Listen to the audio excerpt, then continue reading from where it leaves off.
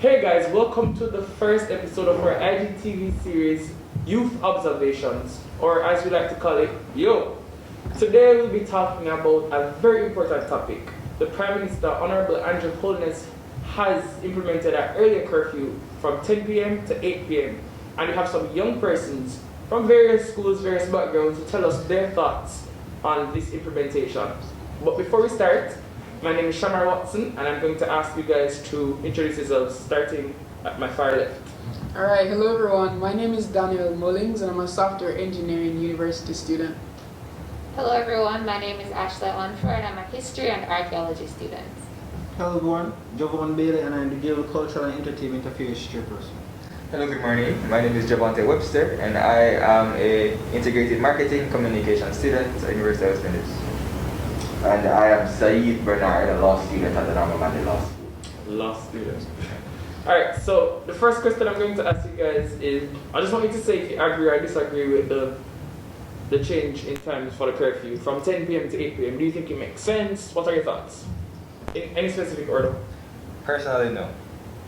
Just no, like no, you never thought about it, just no. I'm not a fan of the curfew. That's just my thing. Do you think it's ineffective? Alright, I think that for crime we implement curfew, for COVID implement curfew, but at the same time, we're not really seeing the benefits of the curfew, especially as it relates to the economy and growth. Anybody else? I'd add on to that to say I think the curfew is only one part of the strategy. I think everybody has been looking at it and saying, boy, the curfew is supposed to be the savior that's supposed to stop COVID. No, it's a part of it. So I understand the role that it plays in reducing the number of persons that are on the road at night. That is one part of the strategy. Yeah, because a lot of people are generally on the road at night. Mm-hmm. I saw a comment where somebody said between 8 to 5 nobody's on the road, but I feel like that's true. That's true. Like people are always on the road at late at Definitely. night. Definitely. So Personally, I definitely agree with Daniel. I see the merits behind the implementation of a curfew, but a lot more needs to be done where COVID apathy and overall our citizens' approach to the protocols are concerned. so that's just the first step. Yeah, definitely. Jovaughn. alright, so for me, I definitely disagree with the change from 10 p.m. to 8 p.m. But I do see the need for it as the cases are rising, and this is the best way currently the government has in place to actually restrict some movement. So I disagree, but I see where the need is there for it. Well, I mean, just to piggyback on what Jovaughn is saying, I disagree, and I also don't see the need for it. For several reasons. One, it was already at 10 p.m. The difference with a 2-hour margin, between 8 and 10, it being now 8 p.m., really doesn't do anything effectively to stem the spike that we're seeing.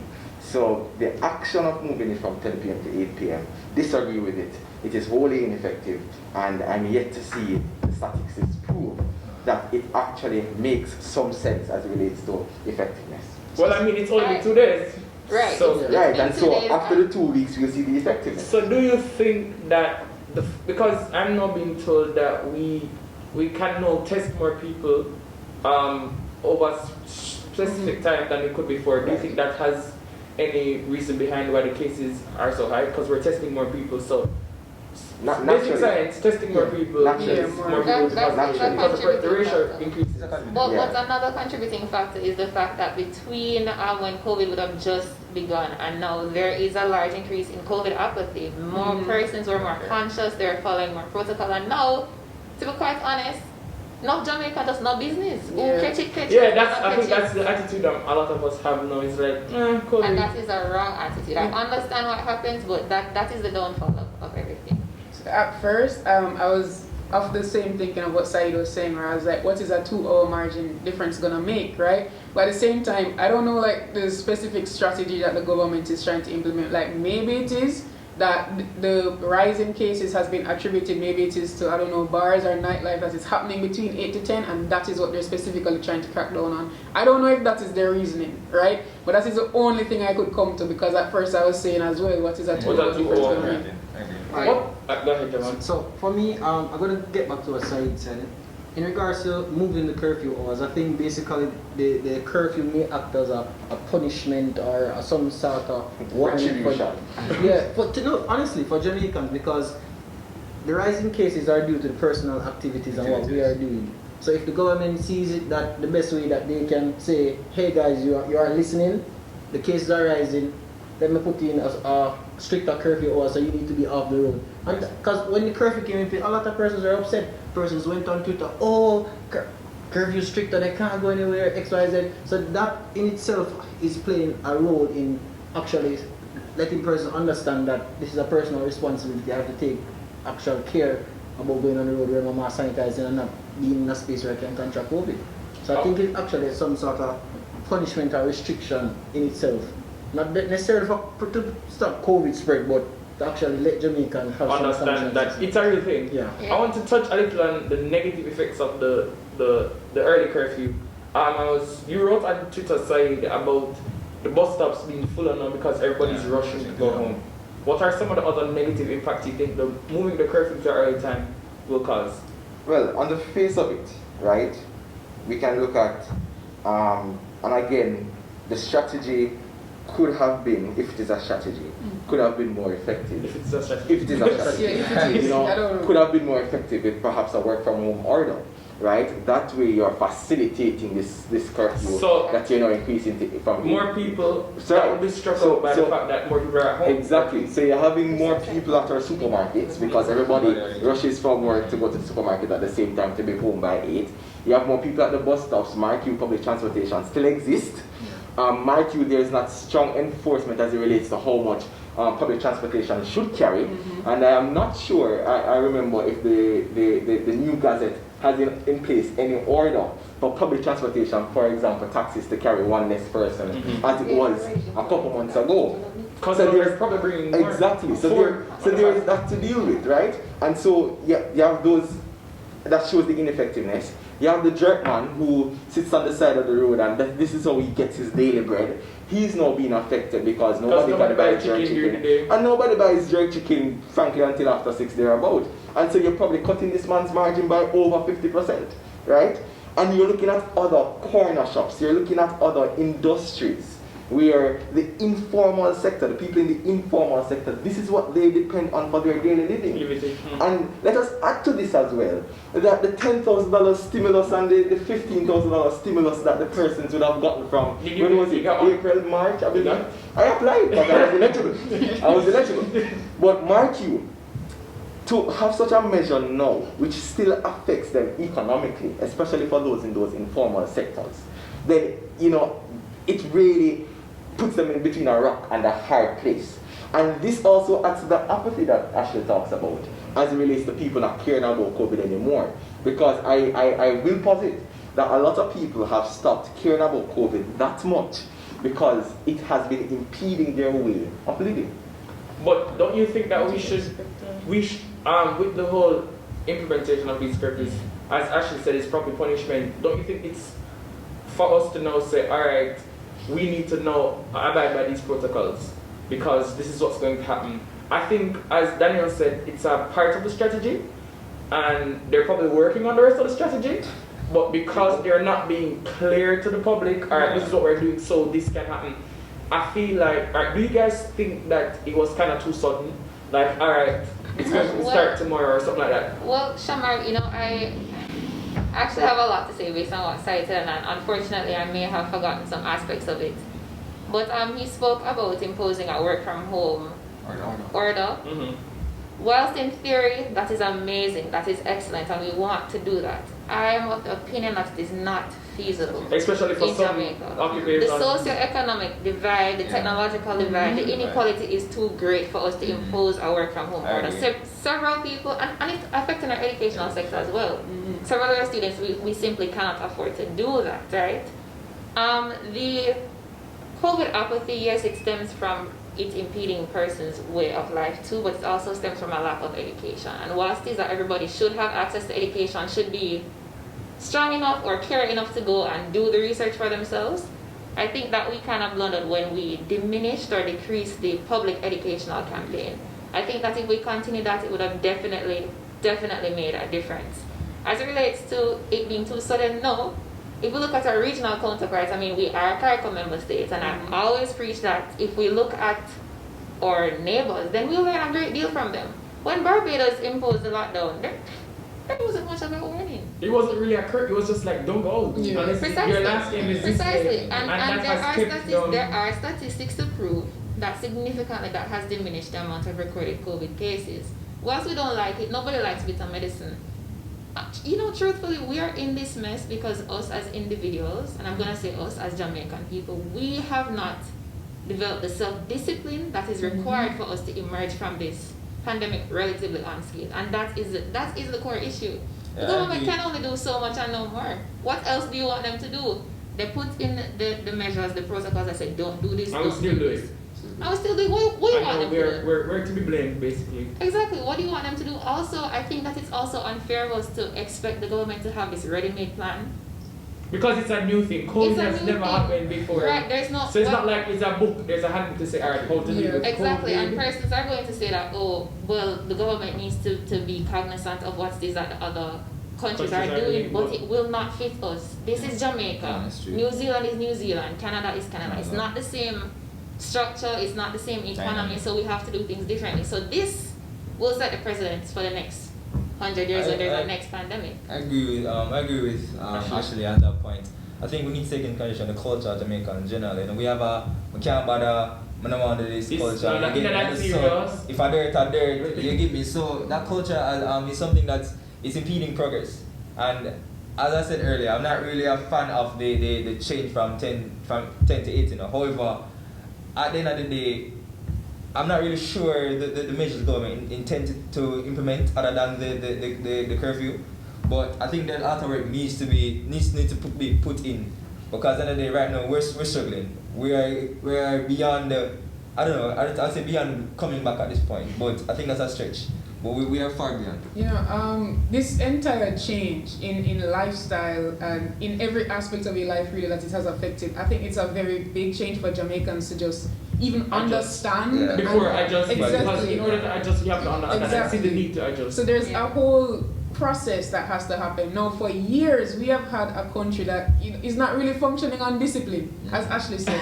And so if that is exactly, so now when you need the discipline in moments of crisis like this, it's not there because we have not been doing it for so long. So this really highlights that need to have more discipline as a society, exactly in general, and that will help schools with crime, and homes and families everywhere. and communities. It's gonna help you in every section there. What I would say though is that the curfew is, as I said, is one strategy, but what I see as more effective is the limits on personal gathering. The problem because though, that's the other part of what he said, but we aren't really paying attention to that. But nobody is really following the limits on personal gathering. We're inside. Exactly. So you have all 20 people in one space. I look at some of the snaps and Instagram stories. Everybody at this or that restaurant or bar drinking, and it's many people them say, oh well, we're drinking, so we're going to take off the mask for a few, and you end up not having on a mask for the rest of the 3-4 hours. So for me, I think personal gathering and personal responsibility as a Jamaican citizen is going to be very important.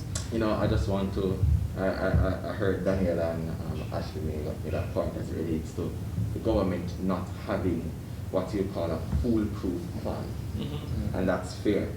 I think the issue is, and that's the issue that we need to zoom in on, well, that I've zoomed in on at least, is that for the recent spike that has occurred, the curfew moving from 10 to 8 isn't a plan, right? It's a part of a plan. We're hoping. Right? And so that needs to be fleshed out with more protocols and so. We acknowledge as well that personal responsibility does play a part. And Jamaicans need to be more disciplined. Wear a mask, exactly. But one thing we also need to understand, and the social contract theory and all of that teaches you, that the policy or the government, it is their job to build out policies, even in times of crisis. It may not be perfect, but at least sufficient, reasonably sufficient to solve a problem. And I think that's the problem that Jamaican people are having with the government at this point. They don't believe, barring the moving of the gatherings from 15 to 10, barring that, they don't believe that moving the curfew from 10 p.m. to 8 p.m. Really works. It is ineffective and may also be counterproductive because of a lack of other existing and surrounding policies that could have made it more wholesome. Right, so two things If I may, go ahead, Ashleigh. I was saying that I do agree with side in terms of what is that the people of Jamaica may be having an issue with in terms of not being informed of the government. So I was coming to transparency. Yeah. What Right. are your plans? Like, they have a press conference, we're going to move from this to this. They give basic, like, generic responses. yeah. We're doing it because of this. I think transparency is a big thing. Yeah. Not only in Jamaica, but in families, like with parents, mommy, why are you doing this? And it's always, we don't have to explain or in charge. I feel like if we could get from the government, what is the plan? Or we don't have a foolproof plan right now, but we're working on it, we're trying. I think the transparency would make the trust. That would help to build some sort of trust with the government and people. But Shamar, that's exactly what I was going to come to. I have a slight issue with us as a people, as an able-bodied population with sense and the ability to function and rationalize For the most things. part. For the most part, sitting here waiting for a foolproof plan from the government. Now hear me out. We understand that they're in charge of the running, so to speak, but we also put them there, and they're also people, and this is also new to them. And they're human. As youths or even older folks, all right, we see what's happening. How many of us have actually sat down and put together a strategic plan and say, no, I'm going to write somebody and put it and see if this can Put it in work? the observer. Send Because it we to the cannot sit observer. and wait, because it's simply not. And I think that this is the issue that we have as Jamaicans. We forget that we are the government, the people are the power. And So democracy. if you look and you are displeased, woefully displeased and in distress about what it is that the government is doing, Sure. put forward your Try solutions. Solutions and bills and all these things, legislations are only passed because people come together and put them together and then try to pass them. So in all this time that we're saying this not working, Yeah.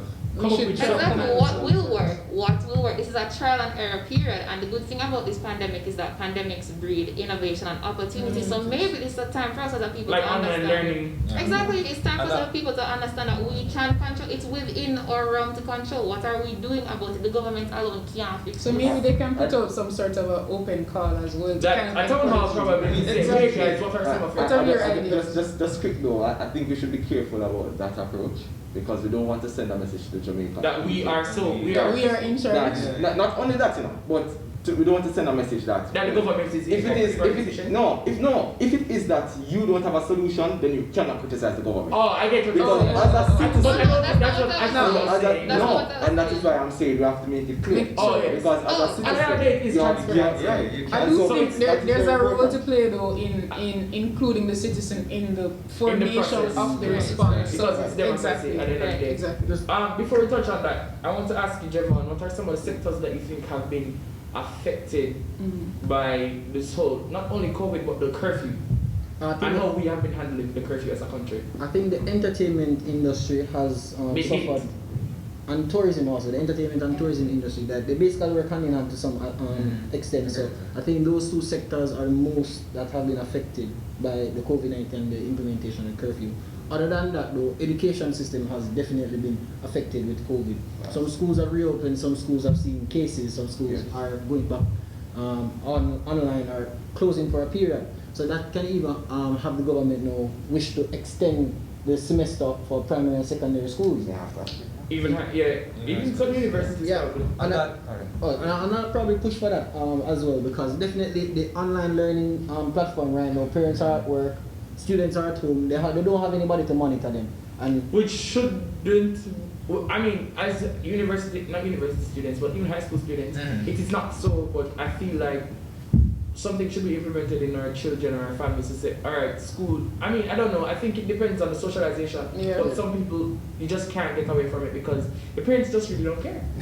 that's You know, this is a big This- problem though Yeah. with our education system going online or virtual, so to speak. Like, I am so concerned for the state of our nation's education to come in The this future period. is- Yeah. Because if people have been out of school, some of them have never returned to school, first of all, because you may not have a device, you may not have internet Or you may access. just not care. Exactly. I remember when the COVID just started, I was working with a company to help teach teachers across Jamaica and in Bahamas How to go and online Barbados and as well. support. Exactly. How to teach online, how to adjust to it, how you use Zoom, how you use all these different things. We're also helping some families, and there's some families who say, boy, you know, I want email address we have for the entire household, you know. How we are going to sign up for this? So there's this whole part as well about digital literacy. If we are going virtual as a means of responding to COVID-19 and reducing public gathering, then there's a whole part about digital literacy and just that access to devices and tech that has to be discussed. On the other hand, digital literacy is important, but I read read recently in the newspaper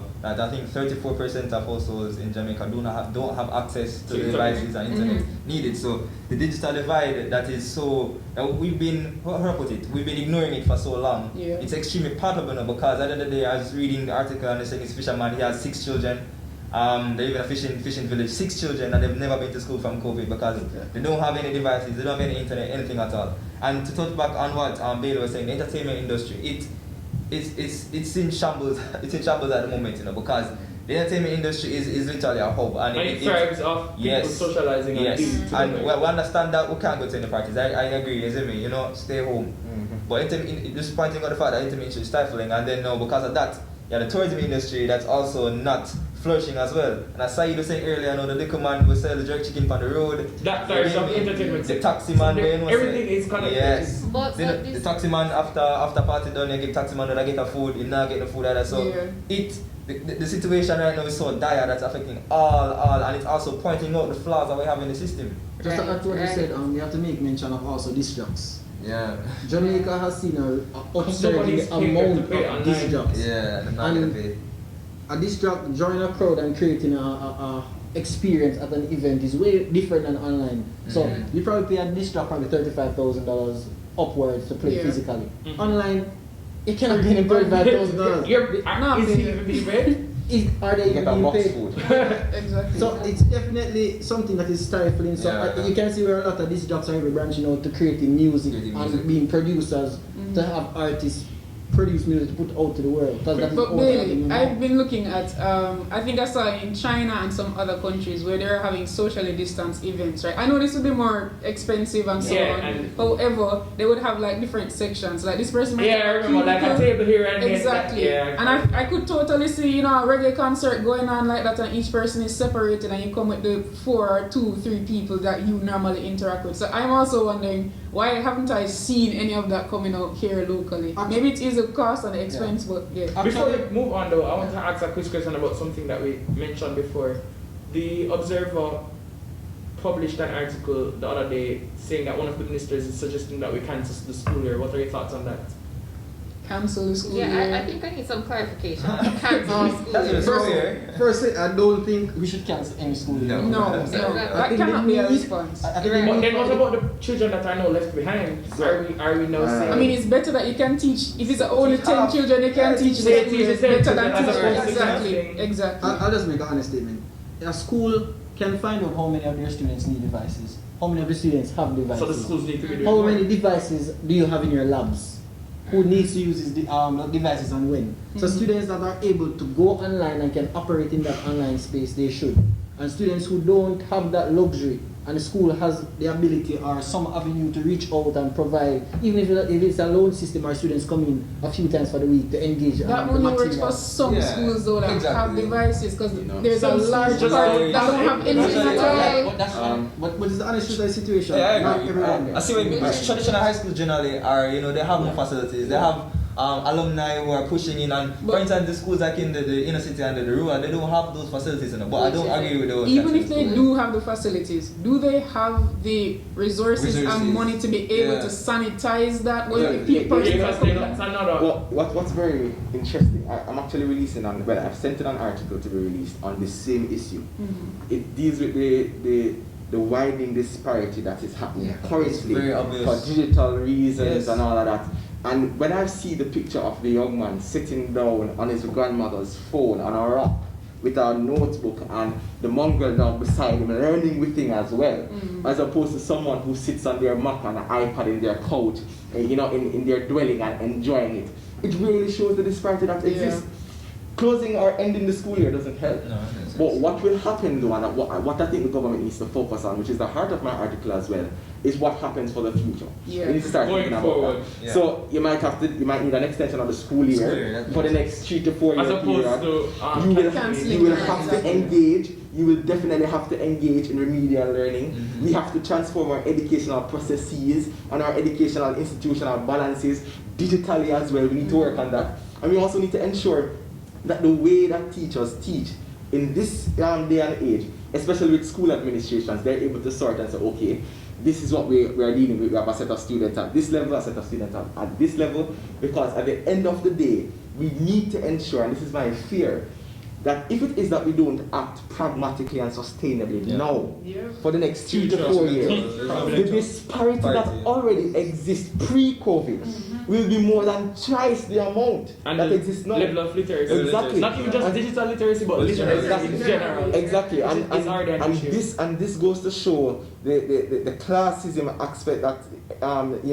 entails in our community, where someone from a better home now has a better chance of progression, as opposed to continuously restricting by way of structure and system persons of the lower class from succeeding. And so I think that was the heart of the article that the minister or the opposition spokesperson was getting at. But at the end of the day, we can't cancel the school year, but we have to work from now to say, come September, this is the plan. This is how we're going to work. And the focus needs to be on non-traditional schools. And teachers need to probably now reassess that learning plan that they have from 5 years ago. And no, I just stick to say, all right, this is what's happening, digital literacy, COVID is happening, what can we do? Exactly. And we're moving on now to recommend. Well, sorry, yeah. On the point, because I really love and I agree with everything that Sayeed said.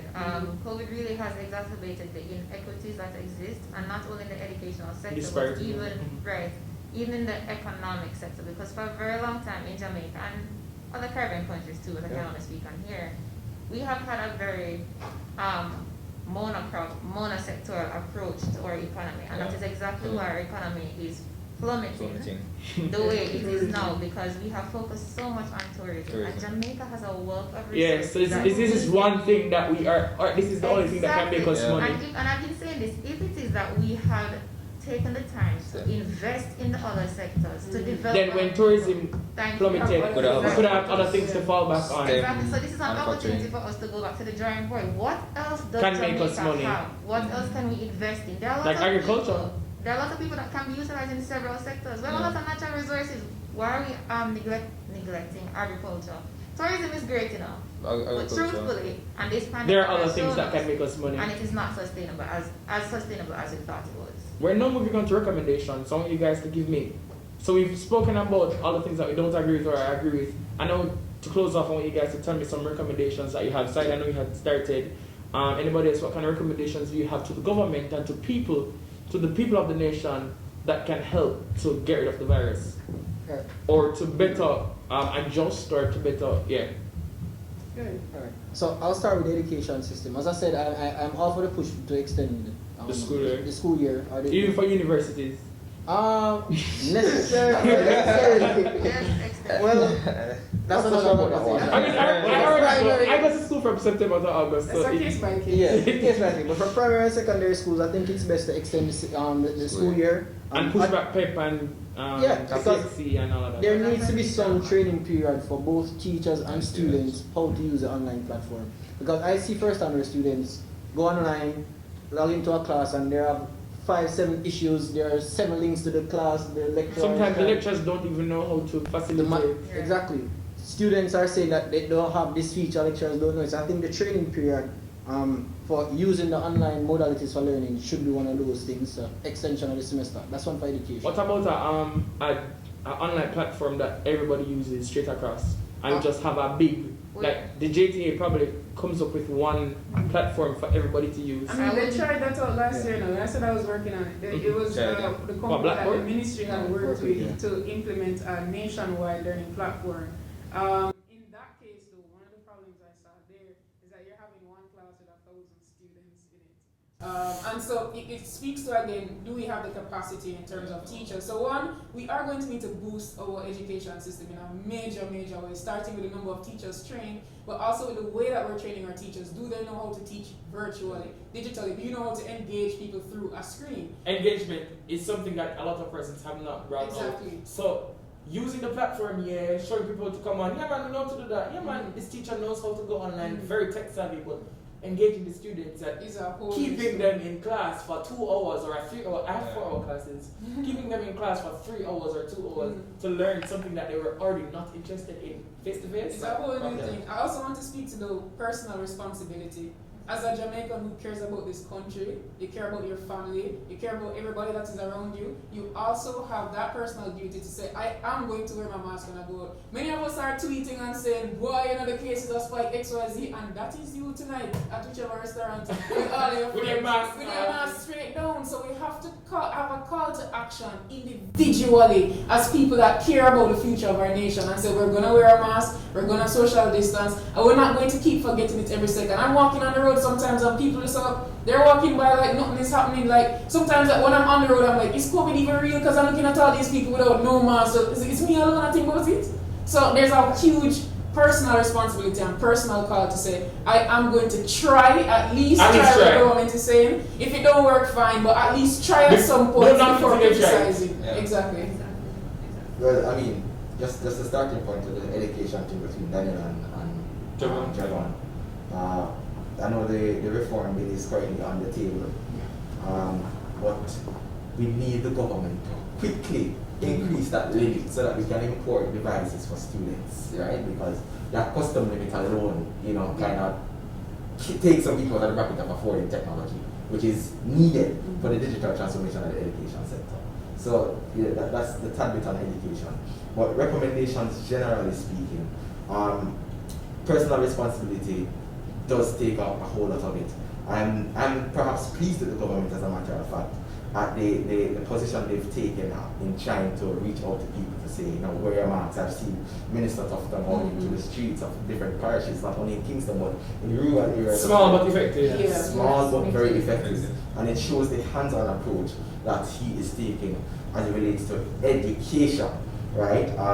And that is something that we can work on going forward, hopefully at a cost-efficient basis.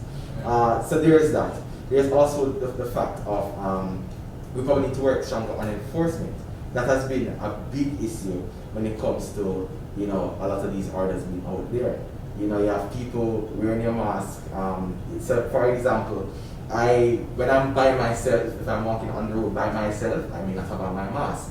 But if it is I'm in like a halfway tree, I'm putting on my mask because people walking so close to you and brushing past you. And so probably if I have stronger presence as it relates to we're going to lock you if you don't wear your mask. Yes, somebody suggested that strong approach. Being charged for curfew. Yes, it is a strong approach, but but it needs to be had, right? It's a strong approach, but it needs to be had because at the end of the day, the Jamaican people, some of us are indisciplined, and we need to combat the indiscipline by ensuring that you follow the orders. Some personal responsibility, of course, I would urge the government to take into consideration work from home orders for those who can't work efficiently from home, and the whole works. So that's it. Alright, so Jhevonte and Ashleigh, final points and then we'll close off. Yeah, so everybody have touched my education because that's the fundamental aspect. So as I said, promoting literacy, especially digitally, and trying, as the customs order, try to get more devices in so people can actually access the schooling. We're pleading, as young people, pleading to you, wear your mask, wash your hands, stay 6 feet apart, you get me? Because at the end of the day, it's our responsibility, it's our future, Jamaica is ours, and it's our country, our life. So if we not take the right measures, if we not actually going about and doing what's right, then we don't have a future. So that's my few recommendations. And Ashleigh?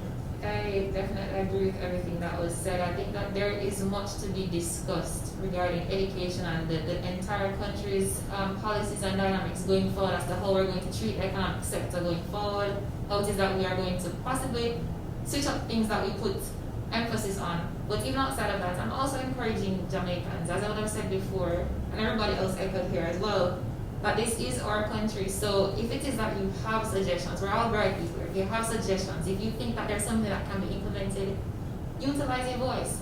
You have it for a reason. You have MPs, you have youth leaders at school, you have, oh my gosh, the platforms for you to echo your sentiments are everywhere. Use it on Twitter, implore your friends, because honestly it's not enough for us to be here at this forum, speak about it, and then nothing happens afterwards. So taking personal responsibility, and even taking collective responsibility. If you go in somewhere with your friends and it looks too crowded, say, you know what guys, let's not do this. So, and I also want to encourage persons to take it easy on each other, because even though we've been in it for almost a year, there's still a lot of things that are adjusting and it takes some time. So also the students who are in school, high school, primary school, university, taking the time, doing the best. We can come through this as a people. We will come through this as a people if we are pragmatic and if we take social responsibility and utilize our voices and the power that we have. Alright, I want to thank you guys for coming. Danielle, Ashleigh, Jovaughn, Jhevonte, and Sayeed. And their plea to everyone in Jamaica is to understand that we all have a social responsibility, a personal responsibility to take care of ourselves and encourage others around us to take care of themselves. And again, thank you guys for coming and continue to do what you can to help us get over this pandemic. Until next time, walk good.